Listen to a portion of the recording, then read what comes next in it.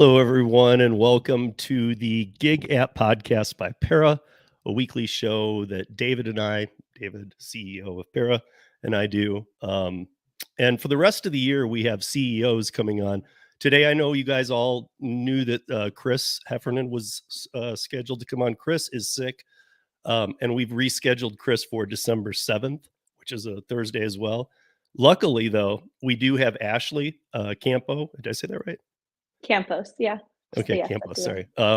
We have Ashley Campos, who is the CSO for DLIVRD, the Chief Strategy Officer. So we are going to still go through with today, and if you guys have questions, please leave them in the chat. But yeah, I mean, we can go through a lot of this, and you guys, we're going to talk about markets and other things too. So if you have your well, and that just shows you how live we are, because we got the email today that he was sick at I don't know, noon. So sometimes I had to juggle my whole notes and move them to December 7th because I don't want to take away from my Chris notes. But we're still gonna have a great show, and you guys ask all your questions, please. Put all your concerns, put all your questions, put all your comments in the chat, and we'll get to them. But okay, so first and foremost, Ashley, thank you for joining us. Of course. Thanks for having me. Mm-hmm. As you can see, she's at the Green Screen DLIVRD headquarters in, I think she said Virginia. So yep, Virginia.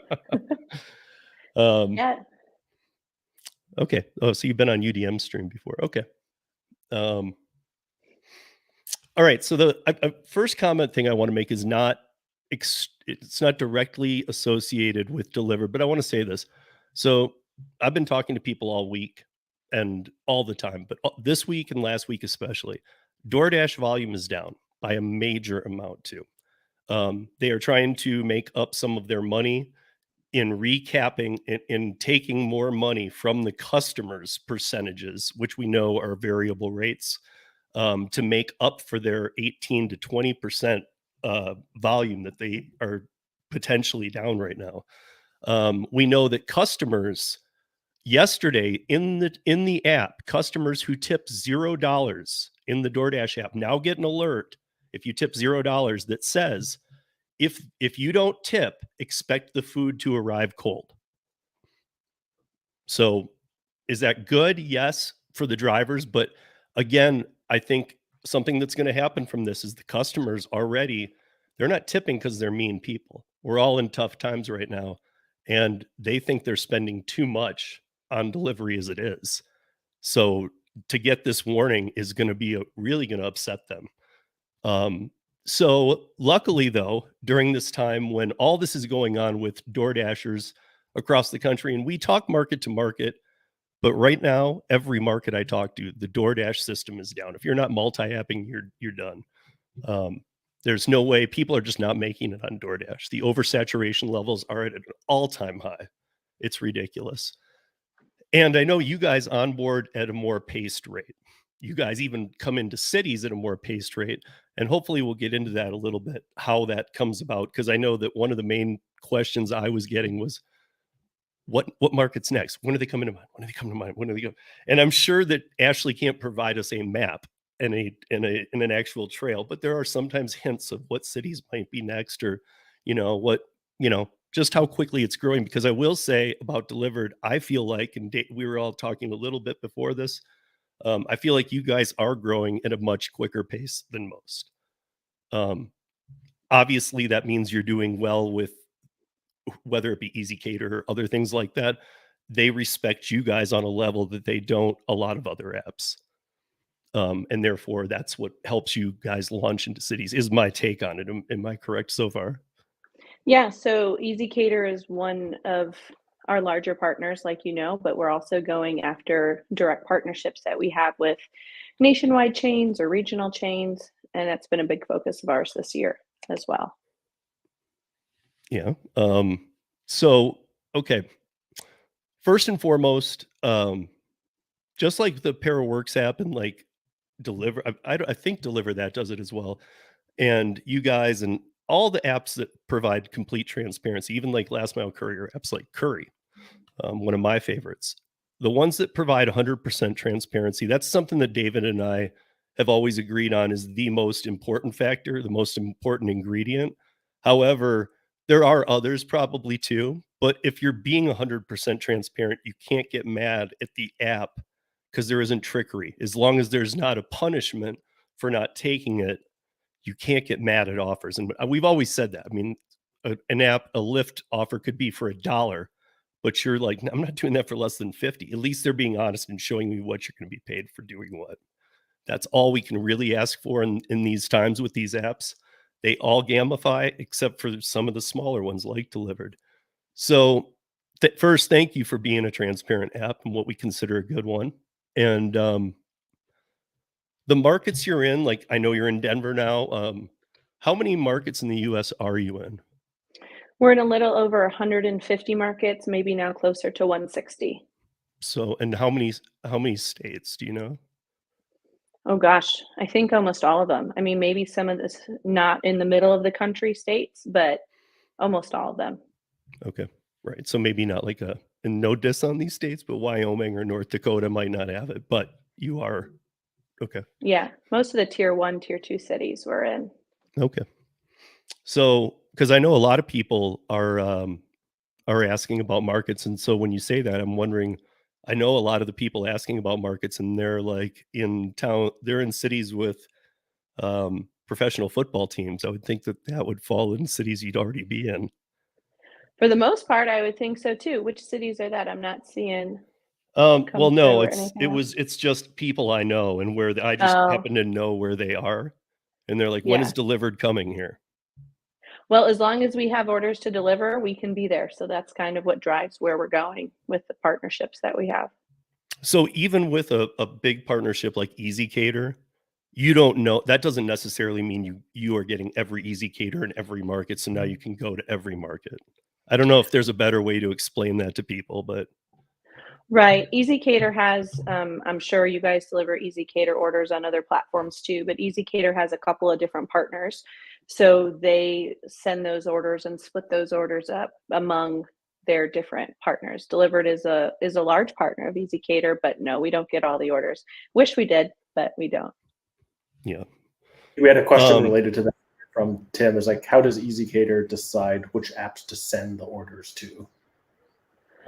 Well, I don't know 100% of EasyCater's secret sauce or everything like that, but I know that, we're graded on our performance and how reliable that we are. So I know that plays a big part. So making sure that we're not getting the orders there too early and not too late, and even too early is just as bad as being too late. So making sure that we're falling within those metrics and providing good pictures and kind of just doing all the right things.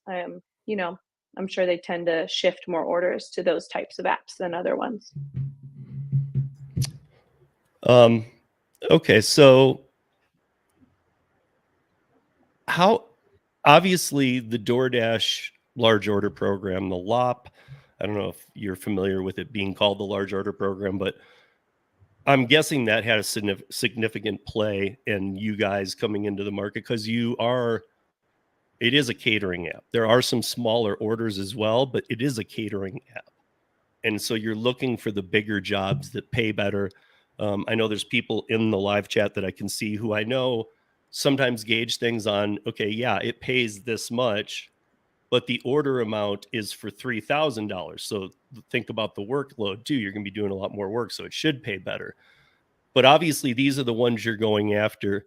Is there a way that is there anything that you can explain without getting into your secret sauce about how customers get the pricing out and how it unfolds? Sure. So we try to focus on the gigs that are going to get the most money for the drivers. That theoretically is catering. In some markets, we do things outside of catering too. And one of our big explorations this year is even into some routed deliveries, some small package deliveries, and really trying to find that balance between what pays well and what is worth it from a mileage standpoint for the drivers. We track that closely, like what makes sense for dollars per mile. David, I Sure. know you guys do that too. So it's not based on it's more the dollar per mile. It's not necessarily based on the load size. No, it's both. I mean, the drivers on DLIVRD get a larger base fee as the dollar value goes up of the order size, and then as well as whatever tip comes through. 100% of the tips always get pushed through to the drivers. Yeah, and those are shown up front. I think I asked, who was it I was asking this? I see Gigwise is in here too, and he does a lot of DLIVRD, and he's I don't know. I feel like he's saying, David, can you put that one up on the screen? That last one, the relish orders. Do you know about this? Yeah, we've heard that from drivers, and we do talk to and relay all these messages back to ezCater. The way relish works is it's more individual orders than a large order, so it's a little bit different of a tip structure in it and a base fee structure with it. And we have been talking to ezCater about that, and everyone wants to do what's best for the driver. So we're trying to make that happen better for you guys. Okay. Because I mean, you do have some tiers too, right? Or somehow, I can't remember how it was explained to me. I have the app now because you guys are in Denver. I had a little trouble getting on it. I finally had to switch it over to another phone, and then I did get it to load. So I guess we'll see. But I know other people like Tony, the Driven Dad, is in here, and he's doing very well with your app in Denver. So I'm sure part of it was just my loading in of it. But so we had a question here. So this is here. So some drivers, so this is a question from somebody. Some drivers are reporting that they are no longer receiving offers from your company, even though they accepted all the offers they were sent. They see other drivers in the area getting offers. Is there something these drivers need to do to start receiving offers again? You can always contact us at drive@delivrd.io, and I have an 844 number I can give out, or I can post in the chat, where you can contact us and talk to the partner experience team, who can go into your app, see if there's something wrong, if there's some sort of settings. Make sure that you're always updating your app to the newest release. Sometimes that was an issue with people. And it could just be the number of drivers in the area versus the number of orders.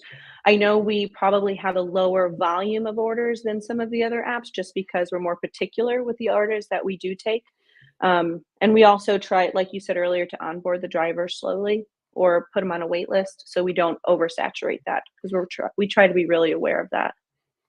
Yeah. So when you came to Denver, I was luckily able to just onboard right away. But, I think I got the code from UDM when I knew about it, and I just said, okay, boom. And that was even before you launched here, because there was actually, you put out a launch date, and oddly, you launched like 2 weeks before it. Or whatever I was seeing on like other social media said like, excuse me, like middle of September or something. Said like September 16th, delivered Denver. And then like September 1st, you were live. And I was like, wait, what just happened? So, I mean, it was nice trickery. It was nice to see like, okay, yeah. I'm expecting the 16th. Wait, you're live. Oh no. But yeah, so I know this person specifically lives in Florida. Part of the reason that I think this question was asked by them was when they actually took a vacation to Denver, and they had the app on, and they got 3 offers. And while they were here in Denver, they didn't take any of them. And then they went back to Florida and they didn't get any, and they were getting them before they left. So I guess that's why I wanted to clear up any misconception that acceptance rate matters. It doesn't on your platform. No, and it just could be the closest driver to that order. It could be, something along those lines where it got offered to somebody else before. Again, density plays a lot into that with the number of orders. I got a question for everybody on here too. Like, would you guys rather see a higher volume of orders, even if they were lower paying, or do you want to stay with kind of the higher ticketed orders? That's a good I'd question. love to get feedback. That's a good question. Or an opt-in for weaker offers, almost. Yeah. Right, because we have a lot of opportunities to take those and we kind of say, I don't know, think if it's what our drivers base want, but we also hear we want more orders. So, where's that balance? I'd love to hear from you Right, guys because too. you don't, because I get that too, because again, I do a lot of last mile stuff. I'm gonna do a comparison here that some of these people work the apps I'm about to talk about, like Curry compared to Roadie. Curry is like the top shelf of last mile. Maybe that's where you guys are because they don't have Roadie offers. So Right. are you guys wanting to see Roadie offers on the DLIVRD app, or would you just rather keep at these top shelf offers? Well, what we're kind of looking towards is making meaningful routes for our drivers. So, and this is all being built out in the app as we speak. But it's kind of like we know during lunch that's a hot time to make a lot of money, and we don't want to get a lot of low-paying orders during that time. So it might be something where at 10 a.m. you have a lower-paying order, at 11 you get your big catering, then maybe at 1 you see enough something else, and then during those middle of the day when it's a little bit slower, couple routes even for small packages or lower paying offers to kind of build out an entire day. Yeah, no, I like routes. Again, on Curry they have routes, so Hmm. again, it's another great way to go on that top shelf app. So it Yeah. might be a way to, I don't know if you guys would do it like them. With them, it's kind of night and day different. I don't use my vehicle. It's a 26-foot moving truck, but I also get paid for 8 hours even if it takes me 4. There's some kind of like cap on the amount of, like, you usually get paid for more hours because it's a lower hourly rate. So you Hmm. usually get paid for more hours for taking the block and just getting it done. Right. So Right. I don't know if that's how And you'll work yeah, it, I think but most people are saying like higher paying orders. I'll decline $50 at lunch, which is almost what you're saying. I don't want the riffraff, no low pay. Yeah. I only do big catering orders during lunchtime. I don't blame you. Yeah, I mean, Yeah. I mean, I happy to guess take- you could do the low paying orders and have that be like the punishment section for those people that do bad. So you guys do a good job out there. Don't screw up these good apps. Hey, he did a breakfast order today on DLIVRD, Tim? Probably he does a lot of DLIVRD. He does. We are doing He's some breakfast. Tim's in St. Louis, and that's usually proves to be, just like Denver is a very good gig market. Yeah, Like definitely. Josh is outside Philadelphia. He's in King of Prussia. Hmm. So I know I don't know how DLIVRD is for him there. I know he does a lot of DLIVRD. That again, there's I mean, there's so many of these apps coming out, which is actually a good thing. It's just more competition to steal them away from DoorDash where they don't belong. Because let's be honest, I mean, you guys are you're just gambling when you're taking DoorDash orders. That's all you're doing. You're hoping on the best. And the way that we used to read DoorDash orders and decide if we're going to take them or not, that really can't be done anymore. It's just very basic now. It's so saturated. They can put out the worst offers and people are that thirsty or hungry and they're taking them. And it's just sad. You said something just now that was interesting to me. So you do have an 844 number, so you can call in and get help. I thought that was pretty cool. That's nice. Yeah, we do. She's reluctant to give it out. No, I'll put it out. Can I type in the chat or something? I will. Oh, yes, I think you can. Or in StreamYard, I don't think she can. Maybe, but I don't think you can. And they tell me nothing. Oh, Gary, I'm sorry. Gary, I don't know what to tell you. It might be a setting on where the orders are versus how many drivers might be closer to where the order is and how many drivers might be closer to that who get the offers before you, and if you live further out. But the number, like having the number is awesome, right? I mean, that's just, something I think we hear a lot from drivers. It would be nice to talk to a human, right? So yeah, if you have the number, we'll post it. We'll post it right here. Yeah. Or if you can't type into the chat, you can put it into the private chat, Ashley. Yeah, and then we can move it over. They're gonna don't all flood in tomorrow, and then they're gonna say, Ashley, it's a Friday. You guys, yeah, pace Everyone yourself, called man. like Ashley. Extreme cases only first, and then slowly. Yes. Not all tomorrow. Gauge how important it is. Now that you're going to get the number, Otherwise, we're going to give you a fake one. Yeah, because I'm imagining that those, I know this from other companies too that are smaller and here in United States based and really trying to make their mark here. Those call centers are usually, look, I mean, let's be honest, the whole app market, usually the better apps are run by companies that have good customer support. Without good customer support, you end up going down that horrible road and the app workers hate it. And there's all kinds of jokes out about, with DoorDash, if you hear a goat in the back, just hang up because they can't do anything for you. Yeah. It's so to have that number is huge. So. And we do try to answer. I mean, I know that we have a lot of chats and a lot of calls coming in every day, and we try to do our best to get there.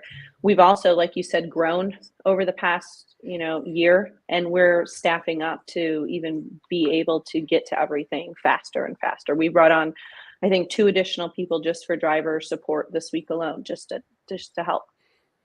Yeah. Yeah.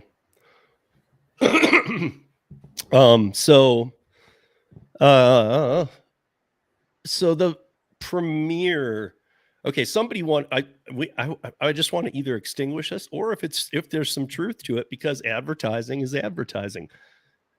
Do getting delivered catering bags make a difference at all in orders?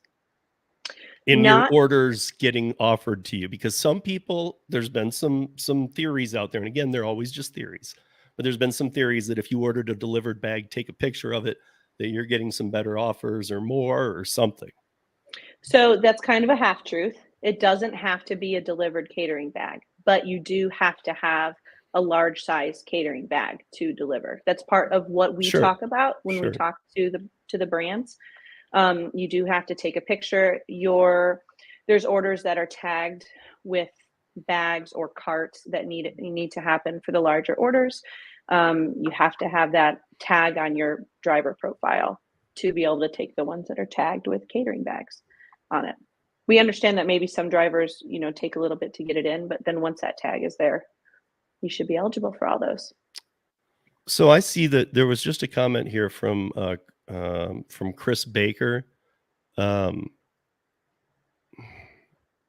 just wanted to, I was just seeing it too. I haven't heard this one before, but to be more specific on this, can you explain how the side of the tipping is done, like for the customer, just kind of how the flow goes when they're putting in the orders? So I guess on most of the orders, the tip comes right through to the, from the customer to us. There is something where on a relish order, for example, we get tips the same day as when the orders come in. It could be adjusted. So we put a estimated tip in there and we make sure that doesn't go down. We might use a lower amount and then we tag it up as the tips come through to the drivers.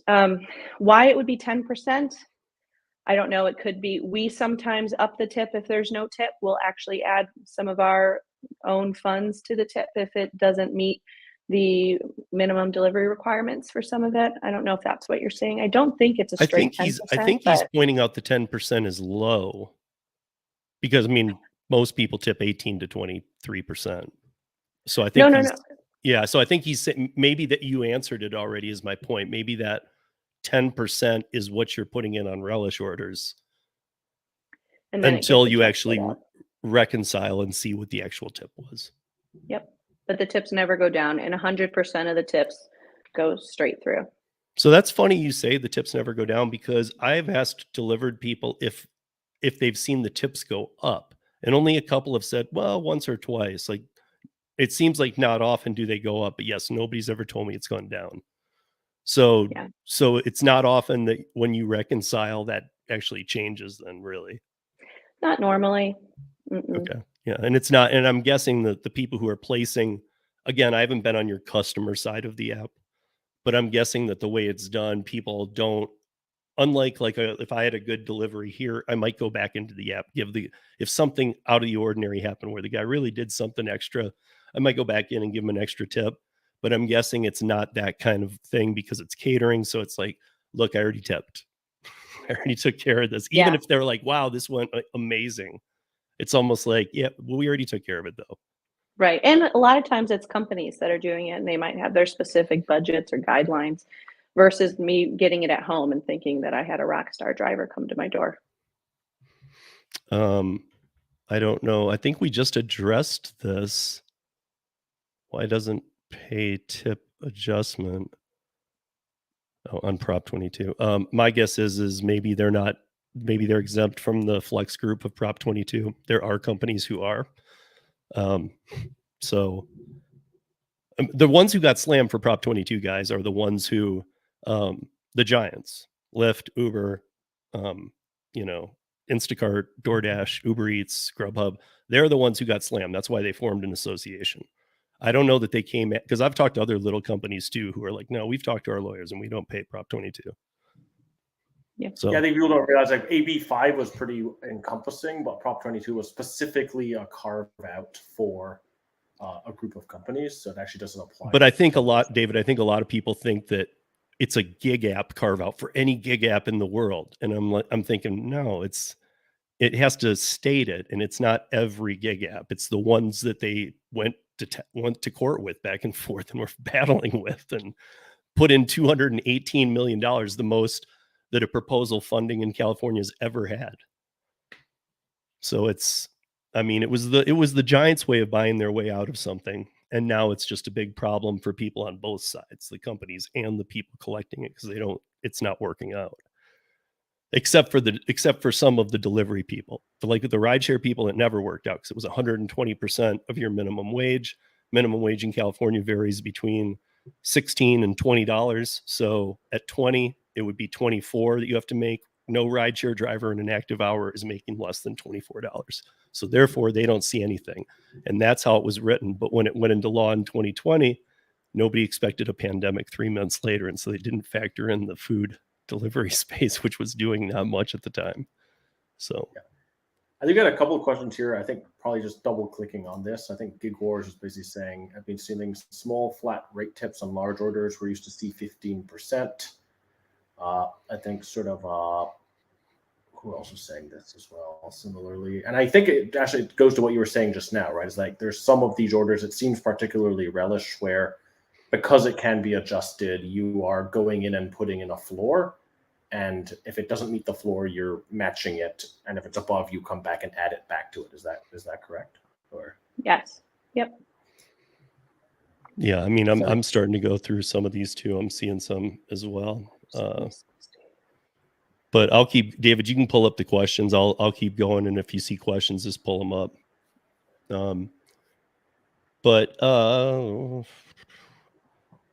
So I know you won't speak badly of them, and I appreciate that, but do you have any take on this DoorDash situation?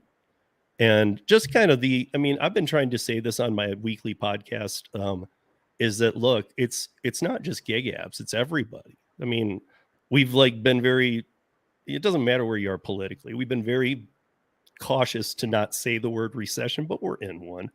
We're coming up on the holidays. Inflation, we all know, is a problem. W-2 or not, people are having a hard time. It's just what it is. And obviously, I had a talk with Lou and Mary, and I'm going to be very honest here, the Long Island Dash experience. And Lou had a very interesting concept that during the pandemic, when people had all this money, there was, we couldn't go out, we couldn't do anything. So almost like ordering food, some of us had stimulus and this and that and the other, or all of us did on some level, but you could order food and you really weren't going out. So it was that's one thing that not only was it bringing you food, but it was fun to do. It's one of the few fun things you could do in the pandemic. And so Lou had a theory that maybe a lot of these people who use food delivery apps, now this doesn't apply to catering, but I'm just interested in your take on this, people who use these catering or the food delivery apps are at a point where they really have an addiction to it on a level, and they really can't afford it. Because when I asked him about tips, he's like, I don't see less people tipping. I think the same people who used to tip me $20-25 are now tipping me $2 or $3. No. He's like, so they're not stopping. He's like, but they've crazy reduced the tip. And he said it's probably, and I'm like, so his view was even if they took the tip out, it would probably still be too much for them to spend.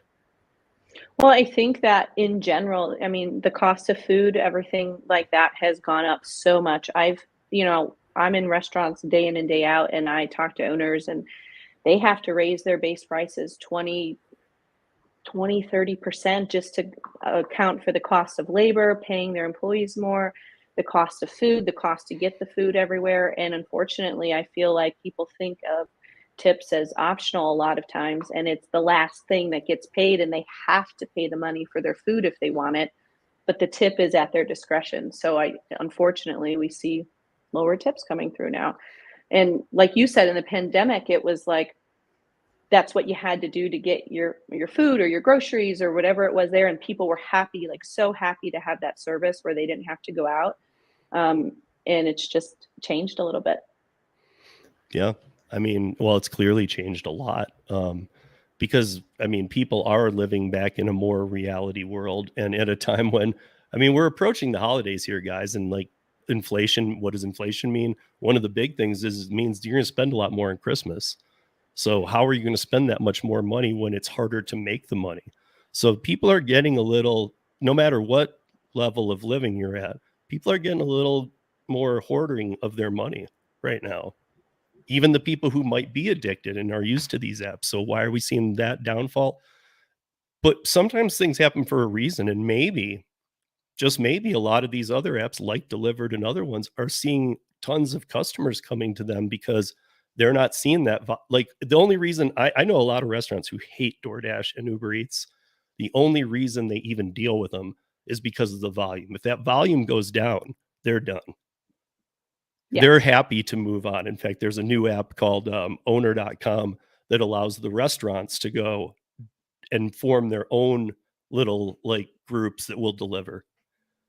And Yep. so it's kind of like I'm done with these gig apps, and it's kind of interesting, you know, because before that wouldn't have even been a thought. And again, this doesn't affect you guys, but I mean, are you seeing on the markets you're in? You're not seeing a drop in order volume, or if it is, it's just kind of a fluctuation one. You're not seeing any kind of trend that looks bad. No, not in overall total order volume, but these weeks, especially this last quarter of the year, are crazy. I think last week was predicted to be one of the slower weeks, and then the week before that was a gangbuster week. And then as we go into the holidays, it's just going to drop. I think even weather has a lot to do with what you see people ordering. If it's snowing, for us, people aren't going into the office, so they're not getting catering, or they get canceled. You And don't think around the unfortunately, holidays you guys will just absolutely blow up? it depends on the week. There's certain for holidays you will, I mean, like, around I'm those not talking about so Thanksgiving. much like on Christmas. I'm talking about like Christmas parties at offices and Yes, but then 2 weeks before or the week between Christmas and New Year's, nobody's in the office, so there's not gonna be any orders. So it really fluctuates with that. And I think it's hard too as a driver, because I was a delivery driver, a gig app delivery driver myself too. So it's like that's when you want the most money too around the holidays to pay for everything, and that's when yeah, it gets a little harder. Or there's an influx of more people trying to make an extra cash before the holidays that come in. yeah. Um, David, while I'm looking at these notes here, can you got a comment here I've ready to actually be got pulled a up? yeah. So I think we had a couple. We actually had multiple people asking if DLIVRD is in the Vegas market. So I think Nate's like, "What's up with the Vegas market?" We had somebody on Facebook asking if they can get DLIVRD in Vegas. Do you know if that's up and running, Ashley? Yeah, we are in Vegas. We are in Vegas. I'm not sure if it's one of the markets that have a wait list right now, though. Um, So I'd have to check. there's no way to, I mean, there's no way to with most apps. I'm just making sure, but there's no way for people to check volume and see how their market's doing, performing. And I can tell you guys in the chat, if you're wondering, like, yeah, why doesn't, because I've had a lot of people ask me these kind of things, like, why doesn't Para, why doesn't DLIVRD, why don't they have these kind of things? Here's why. I was actually told by Curry, Matt Lafferty, the CEO of Curry, told me, He said, listen, if we put all the markets we were in and killing it, all our competitors would go to those markets and try and undercut us and destroy us. He's like, so we have to be very careful about the information that's out there. So it's not hiding stuff. It's hiding stuff from other companies trying to bring down the price of what you'd earn, is how I see it. I'm going to bring this one up here, Tim, because I've seen him bring this up a couple different times. I think he posted this up earlier in the chat also, which is like, Ashley, who do I need to contact at DLIVRD to discuss partnerships? I'm compiling a huge list of merchants in my market that do catering. You can talk to me, Russell. So yeah, either me or one of my business development guys, but you can definitely funnel that through me. Yeah. How should he find you? All right, Ashley at DLIVRD.io. All right, guys, you're getting all the information. Don't abuse this, you people. So here is the, I don't know if we ever posted it. I think Bud so did it. I don't know if it was the same, but this is the number to, did we post this already? I didn't see it. If we did, we did. This is the 844 number. I just wanted to put that out there, and then I'll put Ashley's email in there for you guys as well. Really, it's pretty easy to figure out. If you want to talk to Chris, it's Chris at DLIVRD. He's not going to come on in a couple of weeks. Oh yeah, don't email Chris, guys. Not yet. Then he'll cancel on us. But so deliver that. No, I did not. He's trying to protect you. I think he's trying to protect you. I'm like, wait. He's trying to protect you and put Ashley under the bus. Yeah, and then DLIVRD that would probably have it filter through to their info. I've got a question for you, Ashley. So, like, I feel like I've got to know you for a lot of drivers. I think DLIVRD has been, skyrocketing. People have heard about it, but I think this has been probably a phenomenon in like the last 6 months. And suddenly, y'all are everywhere. Y'all are growing like crazy. There's lots of good trips, but I also know that. Like DLIVRD has been around for a while, right? Like, can you just rewind back? Like, what's the story of DLIVRD? I know from my perspective, Chris has been working on it for a while. Now you all got a bunch of really good people who've joined the team, and you have all these plans. If you could just rewind, like, what's how did you get here? So there. One, I'll put it out there. There's a great origin story video on YouTube that you guys can check out. It's a really well done video. You'll get an idea of Chris's personality in it too, which is great. But DLIVRD's been around for 5 years. Before that, Chris had another food delivery company called Food Cab. And he was eating a cheesesteak, in Delray Beach, Florida, saw DLIVRD, kind of asked about it, and had the idea that he needed it up in Philly, Glenside area where he's from, and kind of started from there, and has just been cultivating relationships over the past 5 years to kind of grow. David, you mentioned the great people that came on this year, myself being one of those great people, I hope. I've been in the delivery world for the past, 11 years myself, and owned my own delivery company as well in the DC area. And my team, a couple other people from my team who also own delivery services in different areas, kind of joined DLIVRD because we really like Chris's mission. We love the transparency. He's transparent to a fault. And just kind of joined forces to really accelerate everything. And we did that in this past April. Just trying to really grow, but also grow responsibly so that we are, we stay true to our customers, which are really our drivers and our restaurant partners. We don't want to take advantage of either. Yeah, I think I remember when hearing y'all all decided to join forces. I remember thinking like, this is gonna, that's a very smart move on this is bringing a bunch of real good people together. And, here we are sitting, thank you, 6 months later, 7 months later, and it looks like, the word's getting out basically. So that's great. I love to hear that. That's cool.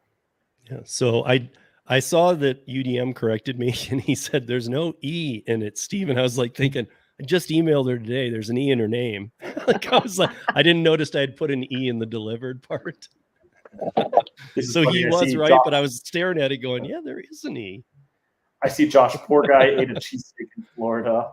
And I see same thing with you, Gary. I did this. I had a I had a Philly cheesesteak in Philly, and it wasn't very good.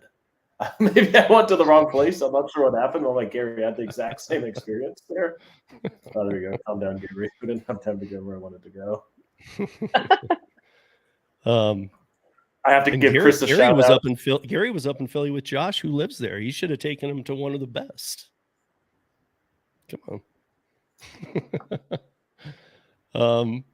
So since we do have the CSO here today, are there any insights on a couple of things?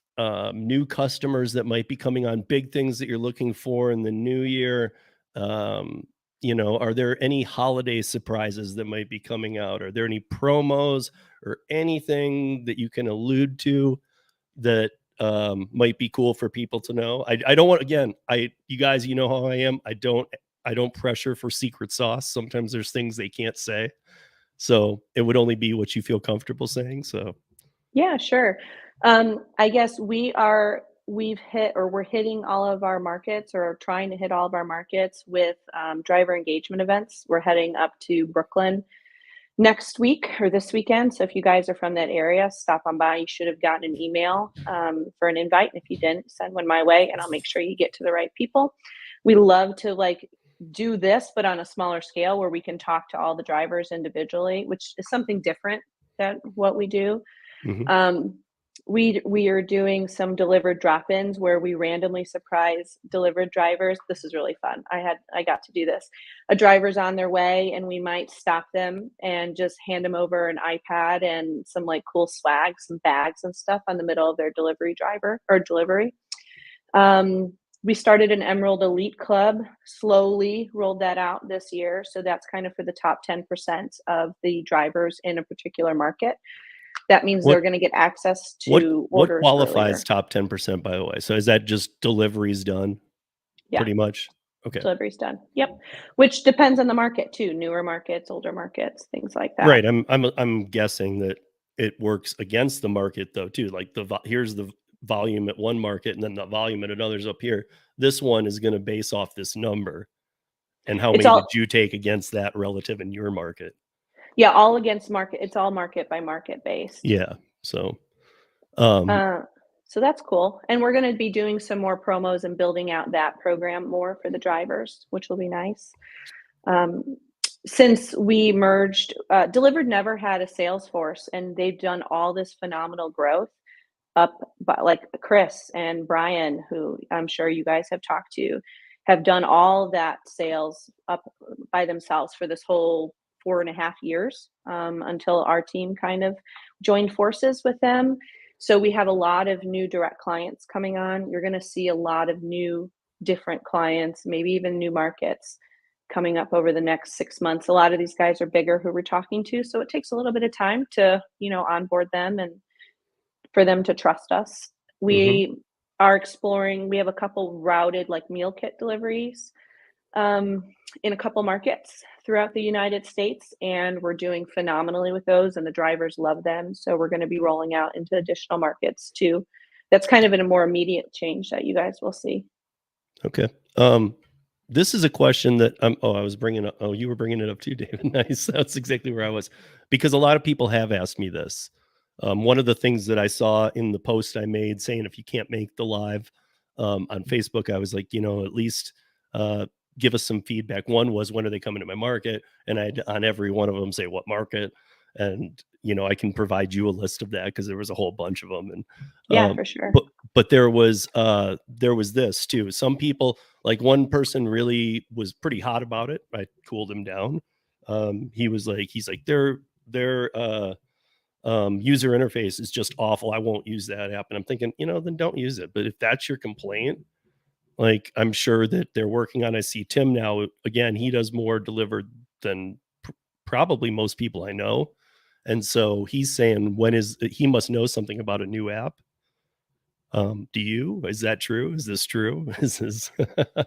Yeah. So we are putting a lot of efforts into our tech stack this year and into next year. Oh, you're gonna make me get everyone mad at me on this podcast today. I'm like, I'm I'm thinking, sorry. like the partner experience would be like, you're It's having not her everybody call fault. It's in. my fault. It's not her Chris is fault. gonna be like, you're promising things. The developers are gonna be like, what the heck? Yeah, but just don't hope promise anything. Just kind of tell us yeah. what you're up to. That's what I was I'm saying. thinking that early, like mid next year, early to mid next year, we'll have a new app out for everyone. But tech always takes a little bit longer than what it should. But that's what we're aiming for. This is why you're a C-suite executive. That's what I've had to learn with the developers. It's just promise at some point further on, because everyone always says it takes 2 weeks, and you're there 2 months later, and you're like, "What is going on?" Right? And to me, it seems easy. Like, you can do that, right? Just do this, make that there, right? Just send it out. You can have it tomorrow, So, but no. Josh here has been super persistent. I don't understand why. I'm a little confused. How to pronounce the reading terminal? Important question. Oh, I think maybe he's talking. Was he talking about up here? And I thought he was talking about, like with other apps, can you leave the city and go work in other cities? I don't know. But so you can leave the city and go to other cities, but I do believe, and this one I'm not 100% sure on the answer, but I do think you have to reach out to the partner experience team to make those changes, or if they're not taking. So it's not something that the geolocation just picks up and says, "Oh, you're good to go in here." Because again, guys, you got to remember that they do what we like. I mean, a lot of us don't, but waiting lists are good. They are good because they keep oversaturation from going too far. And there being no orders for anybody. So, if you're vacationing into a market that's everybody's on a waiting list, I'm not saying that you one person could kill it, but you're taking that one person who might be onboarded off potentially that week or that day. I don't know. I mean, well, to Steve, like to your point, we don't want also people signing up in one area and that they have no intention of driving in and then popping into the hot area that's right next door either, just because they're able to transfer. So that does play into DJ. it. Yeah, I saw this question. I saw this question earlier. So I travel from state to state weekly. How do you change zones on the fly to get orders in new area fast? It sounds like it's not. And easy, David, this is who we had DJ and his wife over at the house during GigCon. Awesome. Yeah. They're the ones we had that travel. Yes. Yeah. I mean, okay. So that's him. That's him. Yeah. So, yeah, I mean, that's, I think what we were just talking about is you need to just reach out to the team. Yes. And I mean, who knows? Maybe some states they tell you, "Oh, we can't do that there," or "We're not live there yet." That could be it too, right? But I guess what she is saying, and again, she said she might not know, but I guess what I'm getting anyways, it's not like DoorDash. You can't just fly somewhere, turn it on, and the geolocation says, "Oh, you're good." Right. Yeah, everybody's grouped into their own region, so you can deliver anywhere within your region, but it's not as easy just jump from one region to the other. Right. Yeah, because I mean, I've heard of this happening too with apps like Curry that have waiting lists where people find out that the waiting list in their city is so long. They actually do what you said, and they get like a family member's address in like 2 cities over. And then they put that down to see if they'll onboard quicker, and they get onboarded, and then they put back their city. Right. So it's like a trick to get on the app and oversaturate. Right. And that's what leads to not enough orders. Yeah. I mean, look, guys, the best thing you can do is just put in the market you're in and just wait until it onboards. Because like she's saying, like there's not going to be enough orders. And if there's more people on it, there's even going to be less. Right. So, I guess what I'm saying is it's a slippery slope on how quickly you can become a DoorDash. So everybody's trying to stay above the boards here. Paraworks, DLIVRD, some other companies I know. They're trying to be transparent. They're trying to stay above the boards. It's really easy if you slip a little to just go downhill. Mm-hmm. I mean, every giant did that, honeymoon period, then a crash. And the best thing we can do that is to just drive our sales team to onboard more customers, to get more orders for those markets. And that's kind of where we're going. so that we make sure that drivers have orders, and then we can onboard new drivers as well when it's right. So I see that, yeah, JP, if you missed it, she was talking about Emerald and Relish, or the levels, and like, so to get in the Emerald, the top 10%, you have to be in the top 10% of the people taking the orders there. And I'm sure fulfilling them counts too. You got to have a completion rating of 100%. Yeah, Because there are even some my other onboarding criterias, made it yeah. very clear. And a lot of the apps most of the apps that I love do make this clear. Like, it's maybe not like you'll be deactivated for unassigning one, but don't treat it like DoorDash. Like, don't unassign is what I always tell anybody. Don't take it if you don't want it. But unassigning, like on Curry, is like one of the worst things you can do. You know, they view that as like, okay, that's a big deal with us. Like, you can't do that. Well, too, because, you know, we're protecting those orders for all the other drivers. Like we talked about, our partners look at what our reliability rate is. And if that slips, then we get less orders, and everybody on the platform gets less orders. So we really have to protect that. So I have a quick question that I'm sure a lot of the people who do it a ton already know, but or have views on, but I'm sure people just starting or people getting ready for it to come to their market don't know, is like, what's approximately the percentage of what comes in at night for the scheduled mornings, and then as more like can I call it a hot shot, something during the day that's just going to go out? Most of the orders that come in are scheduled. Would you say 90% plus? Yeah, I would. Okay. And that's something we're changing too, with what we talked about with those meaningful routes, is some of those lower tipped orders might not be catering, so they can come in more on demand or with 90-minute windows, 2-hour windows, things like that. Josh, she's not from Philly. She didn't say that. Virginia, and born in Chicago, or lived in Chicago for most of my life. It's Chris that's in Philly. Or was that the idea or whatever? So, right? Is that how it's supposed to say reading? Whatever. I think that everyone is saying it's Reading or reading. It feels like there's this whole debate. I don't know what's going on. I think you got to remember, everybody in this chat is typing on a phone. So there's a lot of misspellings going on and stuff. Sometimes we got to it's like a barrier. I have one here from Josh. So any way to get more breakfast and late afternoon orders? I don't mind taking $20 orders then, but I can't do it at lunch. Yeah, no, that's one of the things, like I said, we're trying to get more of those outside of those the lower deliveries, to fill out those days. That's one of our main focus. So it's coming. Like 2024 is going to be even a bigger change than what you've seen over 2023. Right. And I'll say that because I mean, we should also we should treat this as kind of the intro before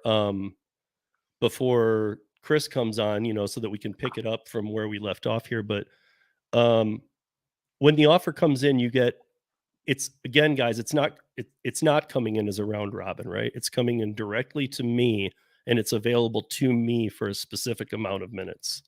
Yes.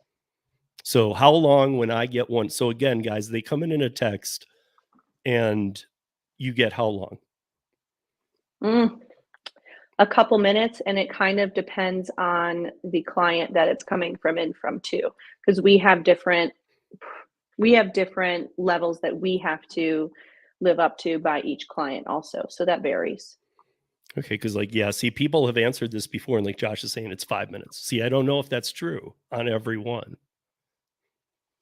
No, I would not say that that's true on everyone. I can text and find out for you guys real quick, because I don't know the answer to that, and I should, so I'm really sorry.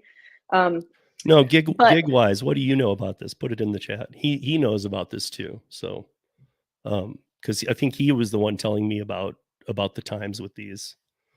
But yeah, I know that. I mean, if I actually was thinking it was a little more. Like, see here, Raised on Scrabble says 16 minutes. Chris Baker says 5 to 15 he's seen. So I think there is a variance. 5 to 15 is... That sounds right to you? Yeah. And even for the Emerald Elite drivers, those orders start getting assigned 45 minutes earlier the night before for those drivers. So they have that extra kind of buffer to take those orders before they get passed on to the next round of drivers itself.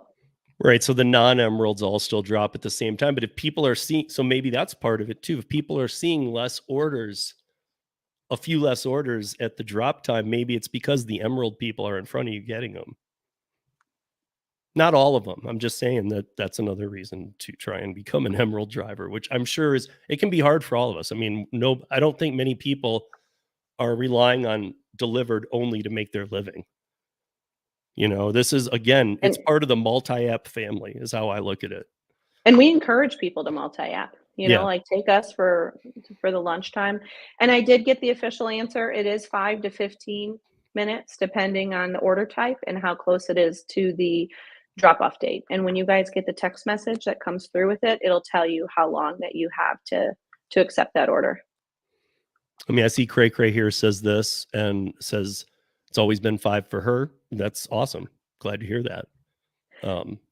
Josh, I was going to say, Josh, asking how to bribe our dispatchers. I love that. Yeah. Josh, you don't have enough money. Bud Soda was saying thank you. Also, it looked like I think Bud Soda was saying he overslept on his first ever and didn't make it, but you still gave him a chance. So. Oh no. But did he oversleep and he still did it? Bud Soda's pretty good at like maybe making it still happen. So maybe he still made it work. or did you straight up get unassigned? I'm not sure, but I did that the other day. So I always do this. I do this probably once every couple of months, is where I mix up the PM and the AM and just set myself an alarm for 7:45 p.m. Hey, Ellen, how are you? So Ellen got a call delivered. They wanted me to take an order. It was $20 for 9 miles, but I declined later. I thought maybe I should have taken it. Will that affect me later? So Ellen, we were talking about this earlier. Acceptance, to those who are questioning it, acceptance rate does not matter on the DLIVRD platform, other than maybe if you're trying to go for the emerald level. Is that correct way to say it? Yeah, I mean, you just take mostly everything and do a really good job. You know, everyone's going to have stuff, mostly everything, you know, like, I don't know, like, or I shouldn't say don't take it, don't drop it. Don't drop it later, like last minute. Not take it. You're more than welcome to decline it, but just don't drop it last minute. And obviously you guys can even understand, even if that doesn't seem like, oh, I don't like that. If you think about it, that's another cost. That would be another cost that would pay drivers less, because if they have to now reassign this on the fly, they're probably going to have to add money to it to get somebody out there quick enough. And now they got to please this client. Those are the kind of things that bring down apps. So like she said, that's how I tell you guys about Curry all the time. Don't take it if you don't want it. Paraworks, don't take it if you don't want. Don't treat it like another app and look at it and go, I got to decide. Okay, I'll take it. And then something else comes in another app and you do, I don't want it.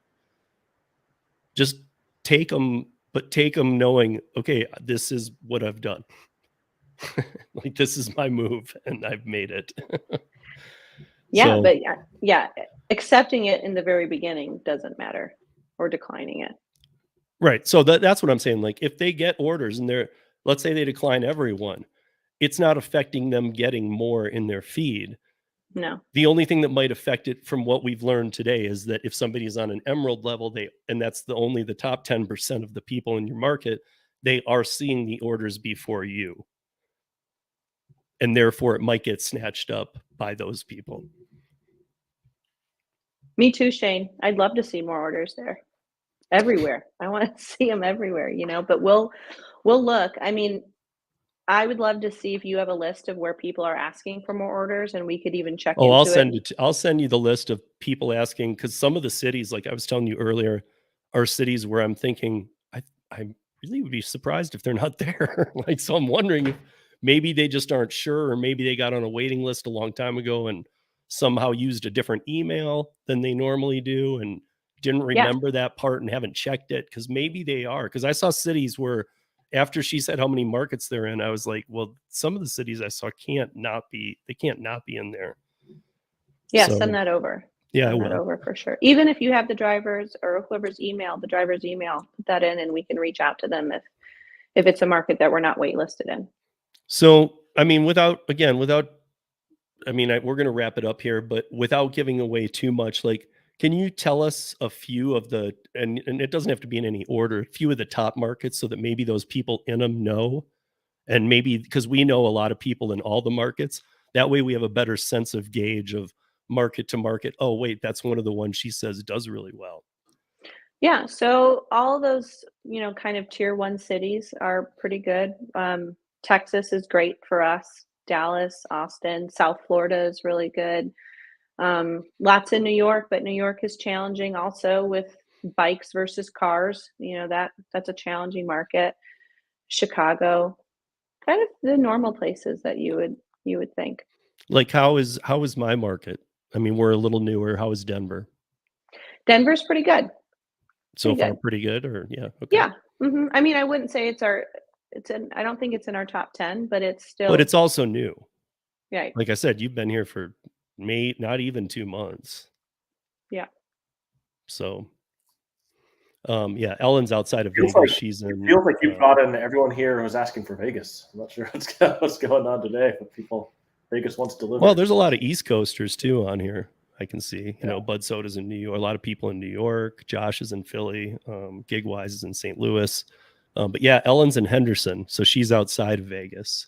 But Henderson is its own market too. It's a big area. But so I would imagine, Ellen, I think we discussed this earlier before you came on, that just, it's just based on the order volume that they're getting. When we also kind of did a comparison earlier to DoorDash losing stake. And that's why a lot of these growing apps are doing so much better grabbing clients, because DoorDash is done. They're done with them. Because the unassigned feature on DoorDash, that wrecks catering. I mean, like how you were saying, just don't take it, but don't unassign it. The fact that you can unassign things on DoorDash, I mean, that's like, and just get a little slap on the wrist. That's not treating the customers for what they're paying for. Right.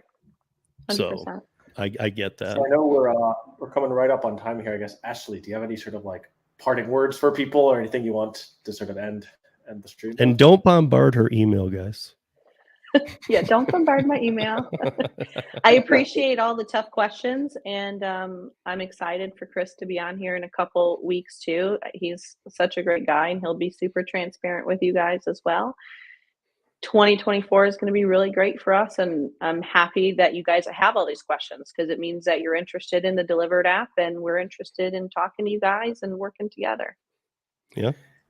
Yeah, no, I really think I think before we hopped on, Ashley, like I sort of said, we've just heard DLIVRD come up more and more and more and more. So the ball is really rolling. That's there. cool. That's exciting. I think you can even see that sort of in the comment section here. People are on DLIVRD. They want to know more about DLIVRD. They want more DLIVRD. So it's just awesome. Also, thank you just for showing up on a couple hours notice and just dropping in. So yeah, no problem. It makes me wonder if Chris is at home watching and he's not even sick and he's just going, let's see how she does. Yeah, or let's see what I have to deal with in a couple weeks. But yeah, again, thank you, Ashley. And for those of you wondering, like I was saying about CEOs through the end of the month, we have, so now here's the schedule, you guys. Next Thursday, we have hopefully ParaWorks workers who are going to come on and tell us about their experiences on ParaWorks. The following Thursday we have, which is the Thursday before Thanksgiving, we have the CEO from Dumpling, and then Thanksgiving off. And then the week after we have the CEO from Moves. The week after that, we have Chris from DLIVRD. And then the week after that, we have Ryan, the CEO from Gridwise, and then it'll be the holiday break. So that is, I mean, it's all CEOs leading up to this other than next week. And yeah, I mean, luckily, again, Ashley joined us because I know a lot of you guys were waiting for this. Next time we will be on the Facebook group too, which is the largest Facebook group for DoorDash drivers, 75,000 plus. We will be live streaming it with Chris. And we expect a lot of questions from there because those people they're the ones who do DoorDash only, and they're livid right now. They're livid and looking for options. So yeah, I'm a moderator in that group. And I even had to ask, what am I even supposed to do here? Everybody's going off the chart. That's She's so I was like, like, people here like, why haven't you responded to my comments? I'm like, this is with like 30 or 40 people putting comments. I can't imagine 75,000. So that's good. Dude, I mean, every day when if I go on to, I don't go on Facebook much, but when I do, it'll say, there's 485 requests to join the group. Wow. Like, and then the next day it'll say 625. That's every day. It's refreshing. But then there's all these comments. And so I asked the person in charge, Michelle, I was like, so how do I know which ones I'm supposed to? Because I looked at the ones in there and there was like 33. I'm like, and I only saw 2 that I would let go. The other 31 I would delete and not allow in the group. And she's like, I only saw 1. And so I was like, okay, so I'm doing the right thing. Okay, good. So, but that's a lot of people who are very, very upset. And we've seen the anger come out in wrong ways from people, and we're not holding it against anybody. It's just what it is. People are having tough times right now. Yeah. But so that's going to be a really good one with Chris. David will be all over the chat pulling the questions because I'm sure there's going to be a lot.